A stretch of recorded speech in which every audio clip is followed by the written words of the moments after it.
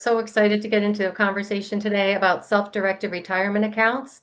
I learned about these just a couple of years ago. I've taken advantage of the opportunity to do some private lending out of my self-directed 401k. But it occurred to me that a lot of people I know don't even know that they can use these or that they exist or it's even an option. So self-directed retirement accounts let you take charge of, direct your retirement account, control your returns, where you're investing.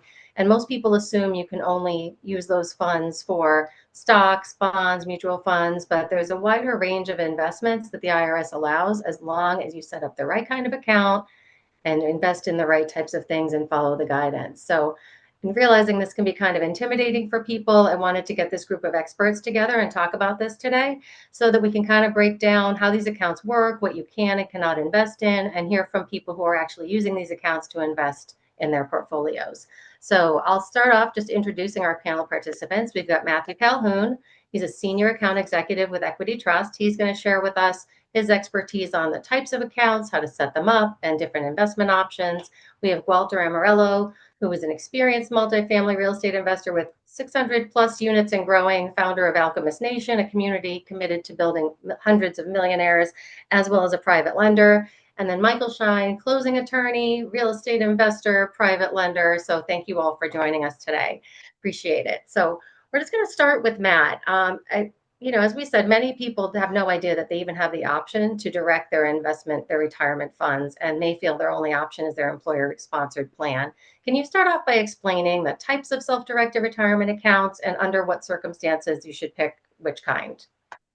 Yeah, no, thanks for having me. And when I first started doing into this space, almost nobody knew what a self-directed retirement account was. It's getting a little bit more popular, like depending on the room you're in. People kind of do know, or they know somebody who has one. But still, every day I talk to people who are like, I didn't know I could do this. Why did I know about this a few years ago? And really, the self-directed piece is just tied to what the custodian allows you to invest in. So most people have a Schwab, Fidelity, a large brokerage retirement account, and they allow you to buy public equities. A custodian like Equity Trust comes in and allows you to invest in other asset classes using those retirement funds, keeping the tax benefits. So you're self-directing your traditional IRAs, your Roth IRAs, SEPs, any IRA account. But you can also have a solo 401k that can self-direct. You can self-direct HSA, so health savings accounts, education savings accounts. Those can all be self-directed, invested into other asset classes, and hopefully produce outsized returns. Amazing. So what is the I like setup? what he said about outsized returns. That's my It's jam. exciting. Yep, that's the exciting part. It is pretty incredible the difference between the direction of investment that you can do and the rates of return you can get by, you know, really meticulously selecting your investments and not really dealing with just whatever's handed to you and the fees associated. How would somebody set something like this up? Like, how would they get started, pick which type they're going to do, and move the funds into this type of an account? Yeah, you're going to want to engage the custodian. So any retirement accounts have to be held through a custodian entity that is set up, has the administrative ability, and registered with the U.S. government to hold those retirement accounts. And that just keeps that tax benefit. So you continue to get that tax deferred growth. When you set up the really simple process, most are going to have an online form you can fill out. 15 minutes, you can have an account established, an account number, and then we're just transferring money between other retirement accounts in most cases. And that can be as simple as a few days, maybe a week or two at the most. Excellent. And what types of investments are permitted in these accounts? And just as importantly, what types might be restricted? Like, what can you not invest in? It's easier to list what's not allowed in the account. So technically, when retirement accounts were established in 1974, the bill that started them listed what you could hold in a retirement account. And what it did is just list what you can't hold, which is life insurance and collectibles are expressly said that you can't hold in a retirement account. So life insurance already has its own tax benefits, no reason to double put that in a retirement account. The collectibles piece is a little bit of a gray area, so that tends to be thought of as antiques, coin collections, things like that. What do we see in retirement accounts mostly? A lot of real estate hard assets, notes, people lend money out of the retirement account. They'll hold private equity interest, private debt interest. We'll see a lot of those types of investments. you'll see precious metals are pretty common. Cryptocurrencies new as well. So we can hold a wide variety of assets. Most investors tend to hold private equity, private debt investments through the retirement accounts through private markets. Excellent, thank you. There's a concept about like disqualified persons, prohibited transactions. Can you explain some of those other types of limitations that people may not be aware of as they get started? Yes, good things to keep in mind. And this is something that the custodian's going to have some guardrails in place to help you with this as well. So you're not all on your own. You don't need to know IRS regulations on prohibited transactions.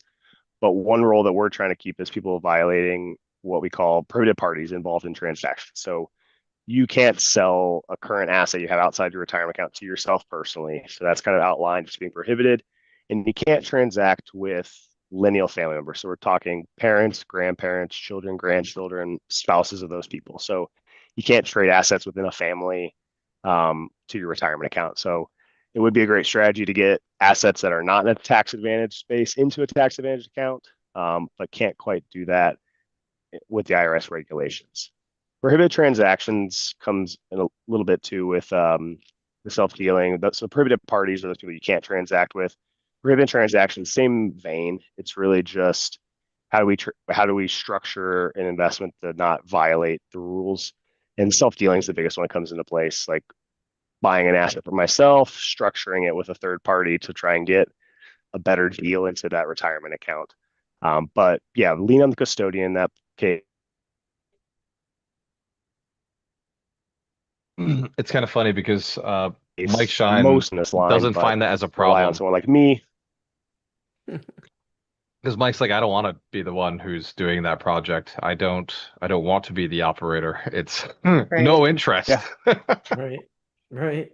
Well, true. I mean, and Mike, you are using your account to invest. What are some of the things that you're investing in, and why did you pick those investments? Well, it's funny. I think Gualter probably has seen this with a lot of the people um, that lend him money for his deals. Is that for me, my retirement account was almost forgotten. You're going along and you're thinking about the amount of money you have in an account, and somebody asks you to borrow $100,000, and you're like, well, geez, I don't have that, or where can I move money and sell stock? And then somebody pointed out to me at the beginning, they said, well, what about your retirement account? And and then it became that, yeah, that's right, because most people are thinking, oh, that's for way down the road. You're not going to use that. But the nice thing about Equity Trust is that we were able to, just like Matt said, we set up the account very quickly. It took like a day, and then to roll over some of the cash from my Schwab retirement account uh, took less than a week.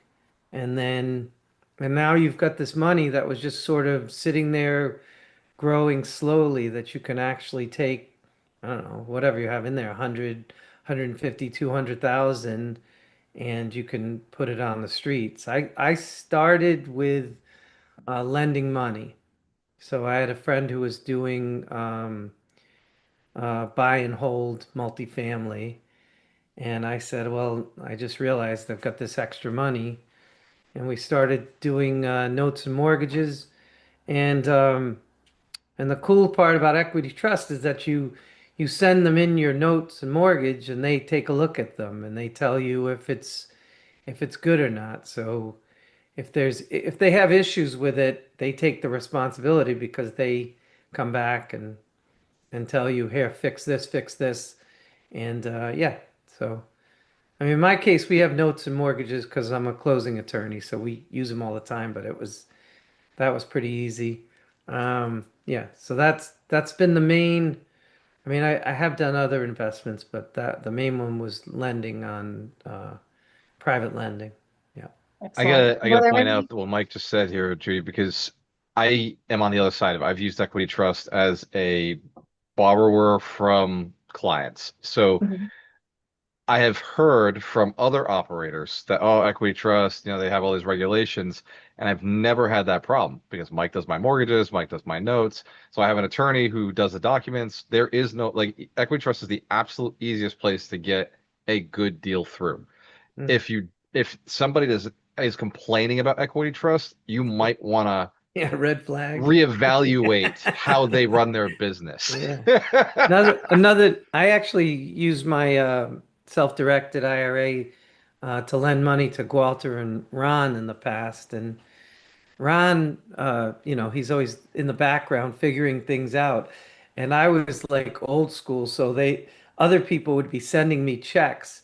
And then Ron calls me, he says, "Hey, I'm just going to send it directly to Equity Trust." And I'm like, "How do you do that?" And he's like, "Oh yeah, they have a thing. You just send it." And I'm like, "Oh my God, that's amazing." Because I would get a check from other people that would say Equity Trust for benefit of Michael Schein, blah blah blah, and then I'd put it in a FedEx envelope and send it to what is it, One Equity Way or whatever it was. It was a pain in the neck.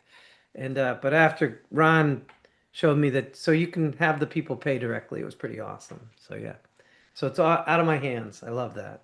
Yeah. Were there any other like things that surprised you in the beginning, like either administrative or compliance steps as you just first started working with it, and like other enhancements that you made as you learned? Anything that, people should keep in mind? Well, so for me, like a lot of people were talking to me about checkbook control and how much freedom there is and how you can set up an LLC inside your equity trust and blah blah blah. And I was the opposite only because I'm an attorney, and so I'm like a fiduciary, and I didn't want to get into this whole thing of my bar licensing or anything. So I wasn't doing any of the checkbook control. I was like, let equity trust look at the stuff, take a look at the notes, take a look at the mortgages, tell me they were acceptable, and then go forward. And that might have taken me a couple extra days because if you do have checkbook control, obviously you can just scratch a check right away. But kind of like Walter was saying, you're always have your antennas up for red flags, and if people need that money in like, you know, less than 5 days, then maybe you don't want to be lending to that person. But yeah. Yeah, that's a good point. That's a good point. So, yeah, Walter, so That's like a Michael big red alluded to flag, this. by the way. Yeah. That is a huge red I need flag. it by midnight. I need it tonight. today. Yeah, that is a reckon for pause. Yeah, for sure.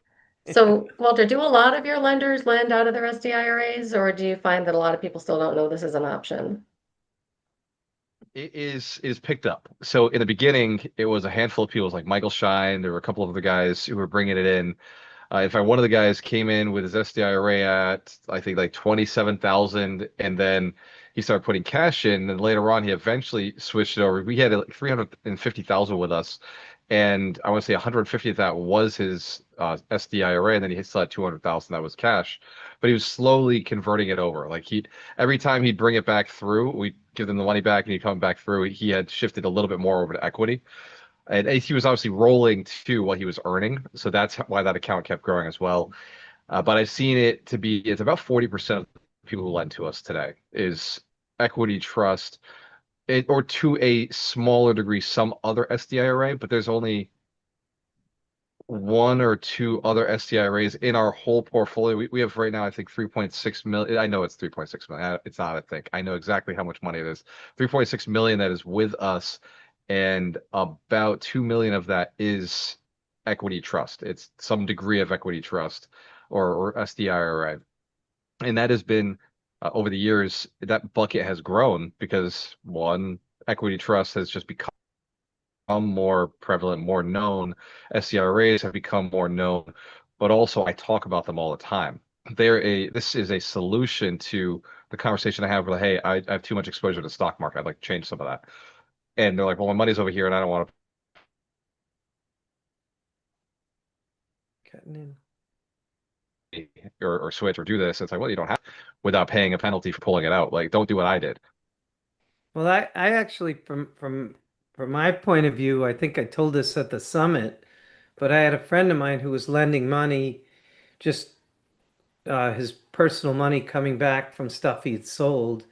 and he told me he had to write a check to the IRS for $250,000.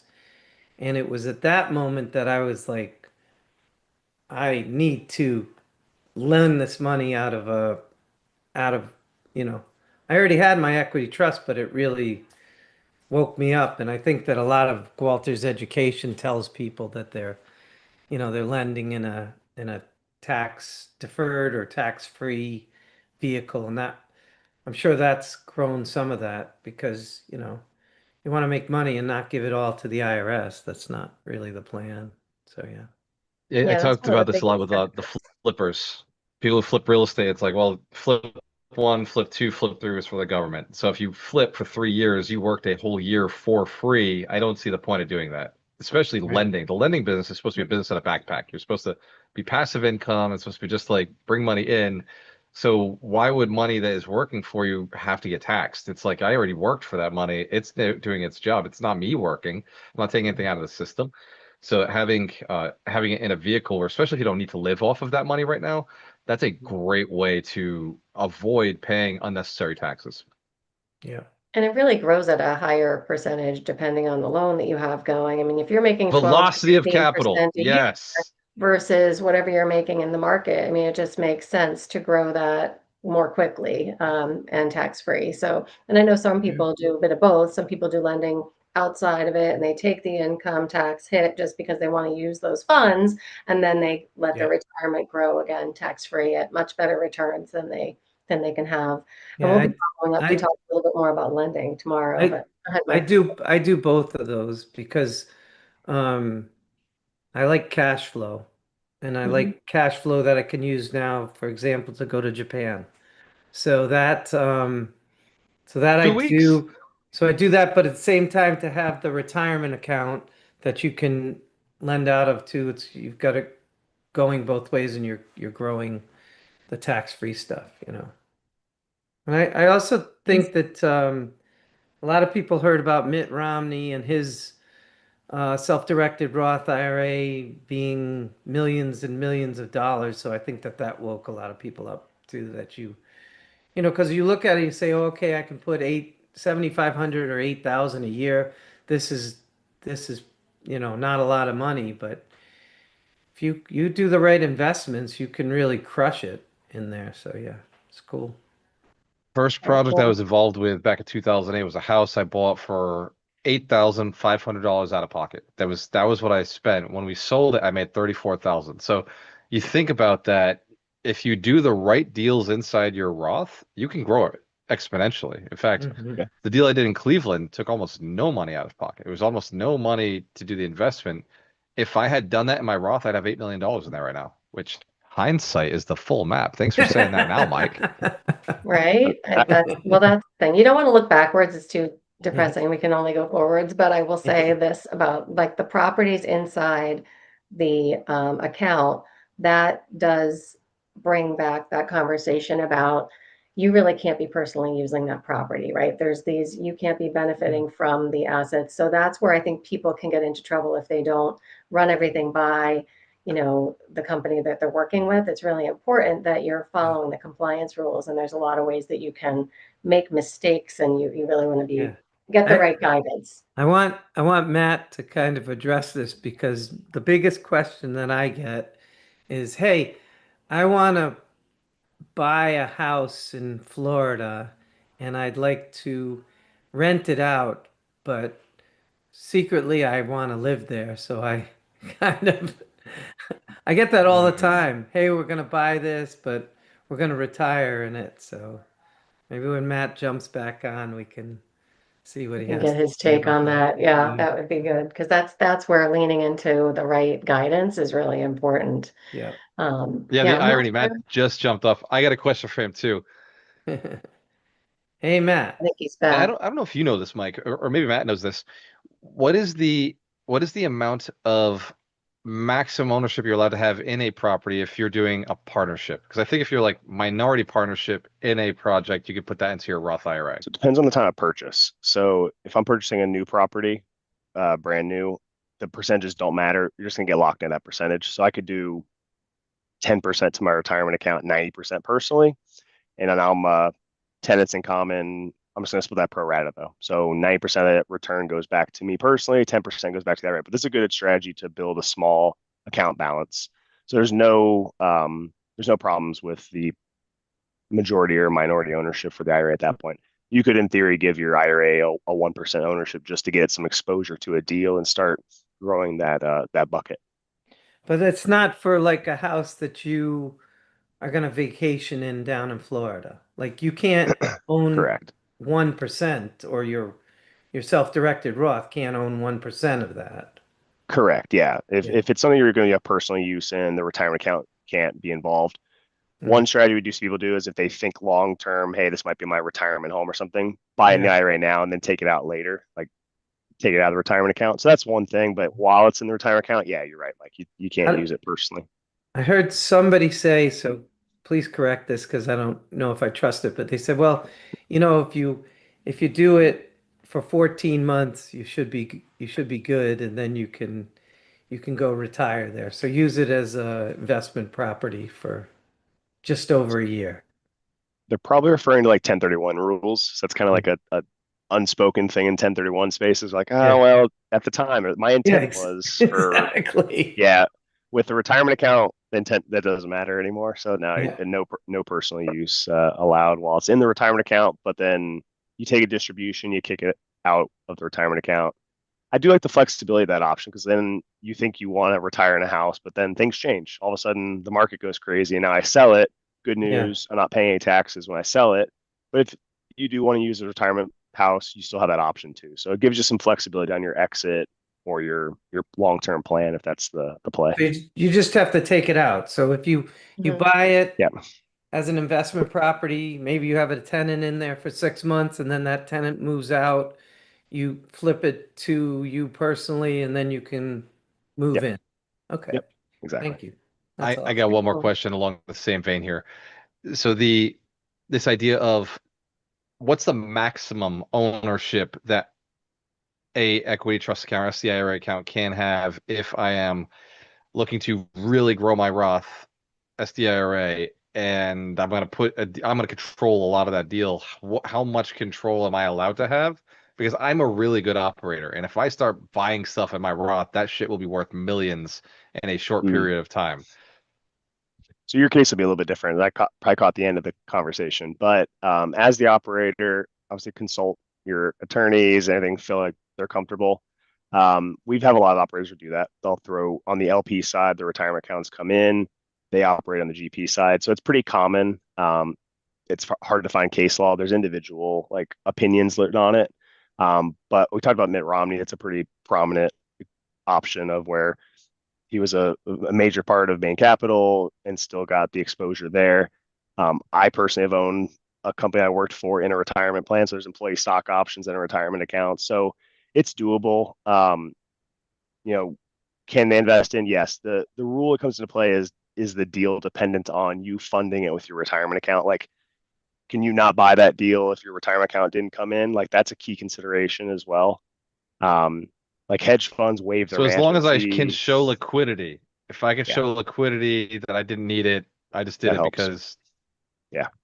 oh, okay. I, I'm not an Thank you, attorney Matt. That's all I on needed to hear. securities law, but yeah, that's kind of the thought process behind it. I can find one. Actually, Matt, do you have good referrals for securities Oh, attorneys? we'll talk. Yeah, I'll get you one.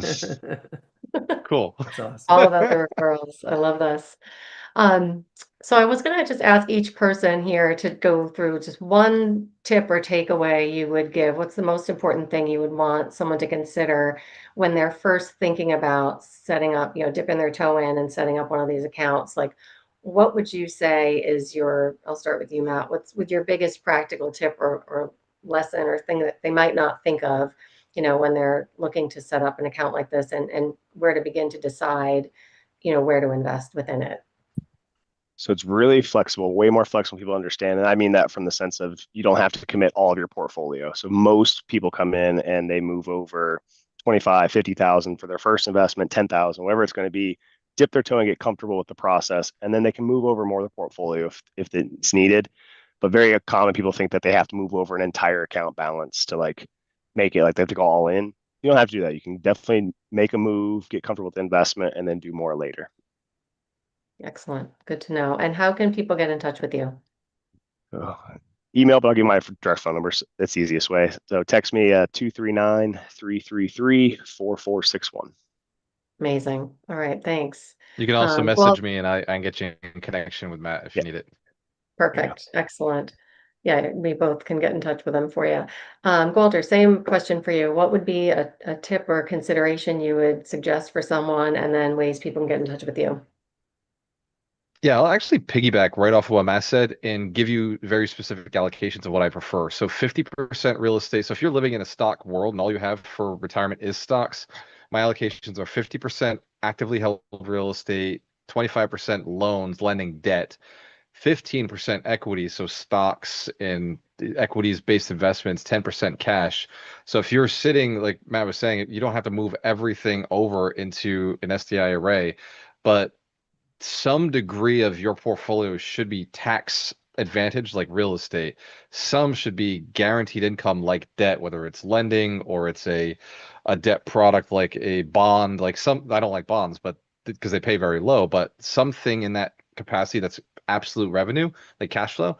And then the equities allow you to go up and down, and then cash is for opportunity. So even if you do a SDIRA, some component of that should be cash. Or if you keep your money in a different type of retirement account, some of that should be dry powder for opportunities. I don't think anybody's account should always have every single dollar deployed. I think there's a room of how are you going to buy a dip? You got to buy a dip with dry powder. So there should be some degree of dry powder in the account. And I think that's something that people just don't talk about or think about when they're getting to their retirement account in general, but the SDIRA is a place for you to think about allocations again. Amazing. Thank you. And how can people get in touch with you? You can get in touch with me on Facebook. I'm very easy to get there. Very easy to find. I I'm love the it. only Okay. Gualter Amarelo. The one with hair is my dad, so I'm the bald one. There you go. I love it. All right, Mike, same question for you. So what's a practical tip you would give someone, suggestions, and again, how to get in touch with you? I guess my experience is that um, treat this money like real money. I think that you, especially if you're younger, you sort of think of this as not real money, that it's out in the future, and that leads to being a little cavalier in the investments that you do. Because you're like, oh, I'll throw 50 grand at this syndication, or I'll throw 100 grand. I've actually done that. I've done a couple of syndications. One is like a business development sort of incubator startup.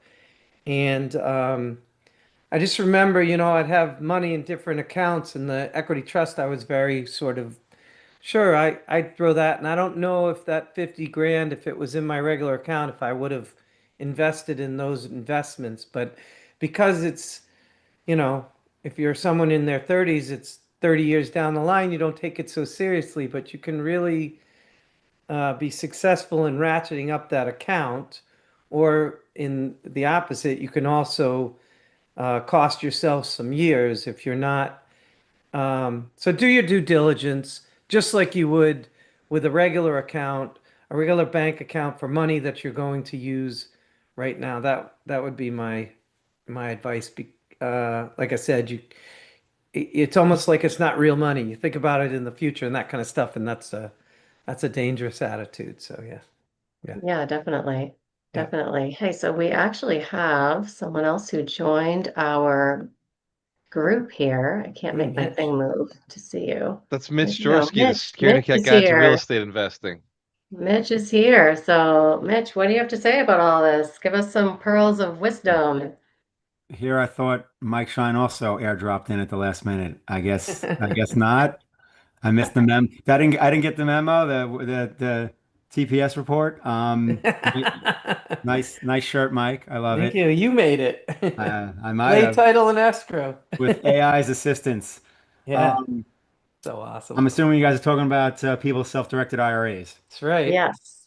Yeah. Um, well, We were just wrapping up, but Judy gave the final question. She said, what piece of advice that maybe isn't so common for people who are getting into SDIRAs? Now, you don't know what Matt said and you don't know what I said, so you have to kind of guess and make sure you don't say what he and I said. I mean, odds are I won't because we know my superpower is kind of going against the grain or doing it a little different or anyway, so I mean, You can use it for crypto. you could, but I mean, my whole thing was it with self-directed IRAs is basically just literally the fact that you can do things with it. My biggest thing is anytime I see people talk about like, oh, 401k and IRA, and I'm just like, my first question is always like, if you have a 401k, does your employer match? Because if the answer is no, you shouldn't have a 401k. Like, you should have an IRA. You're basically putting yourself in a box, right? And what's in the box? Not as many options is what's in the box. So, that is my biggest thing when I talk about IRAs. I'm like, make sure you're getting that piece right. And then at that point, right, you have to look at your overall portfolio and say, all right, I can just easily invest in stocks or an ETF with my IRA. That's the easy button. And that's fine if you're exposed to other investment assets, on your own. If you're a real estate investor, or a crypto investor. Like, so me, my IRA is just stocks. And that's because that's the only stock exposure I have. I have no other stock exposure. Everything else is me investing in my real estate and then I have my crypto. So for me, it's like kind of easy button. Like that'll be my stock exposure. But I do know that, if I wanted or needed to diversify, right? Let's just say my IRA is like my main source of investments, right? I'm not going to have it all in the stock market. Like that's just Right. not prudent. At that point, you're going to do the things that I'm sure Gualter's talked about and Matt even might have mentioned, right? And then you're going to either, you're going to invest in a syndication like Mike mentioned. You're going to, lend maybe as a private lender, like whatever it is, like um, even get into like whatever, precious metals, whatever you want to do. Because as I'm sure Matt has probably shared, like you can get into a lot of different things Right. from your self-directed IRA, and that is why you also want to use someone like Equity Trust to make sure that you don't fumble that and end up triggering some kind of tax event because that defeats the whole point of having the Right. IRA.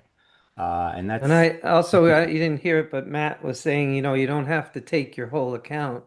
Maybe start with 25 or 50K in there. And I just love that advice because sometimes people think it's like all or nothing. It's got to be in Schwab or it's got to be in Equity Trust, but there's nothing wrong with taking 50 grand. I know I'm doing loans or documents for Gualter right now. This is nothing to do with Equity Trust, but people are lending $30,000. So if somebody can just be lending 30,000, they can be lending 50K out of a self-directed IRA and not paying all the taxes on that. That's just I don't want yeah. anybody listening thinking that I let anybody lend me 30,000. It's actually 50. It's just that 30 is coming from Equity Chest and Okay. 20 is coming from their normal account. Well, there you go. Okay, perfect well, There you go. example. Good That's the last thing I need clarification. is, oh, you take 25,000? No, I do not. Can We're I not lend going you that five small. grand, Walter?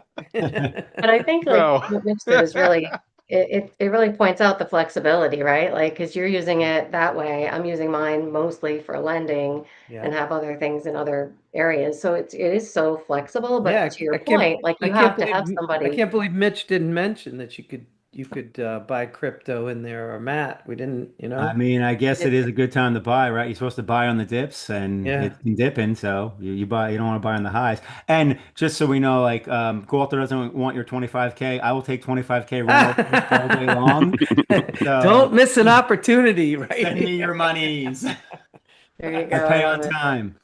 That's Love When you're it. So ready to yeah, we have. graduate to the big stuff, you let me know. awesome. Judy, how can So, somebody get in touch with you? You've set this up. You're running kind of a panel here. You're doing another panel tomorrow. What got this started, and how does somebody get in touch with you as well?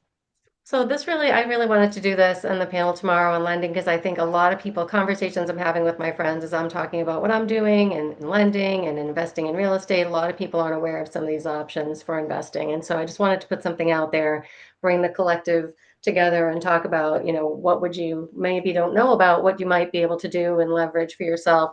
You can reach me on Facebook. I don't even know my Instagram handle. I would tell you if I knew it, but you can find me pretty easily. I think I'm Judy Walsh 13 on Instagram, here on Facebook, and just we'll be doing one tomorrow around 4 as well on private lending. So if that's of interest, jump back on. We'll try to stream it live, but we'll also post the recording afterwards. And just appreciate everybody joining. So this is great. Thank you Cool. for getting on. Appreciate you guys. Yeah, it's fun stuff. Awesome.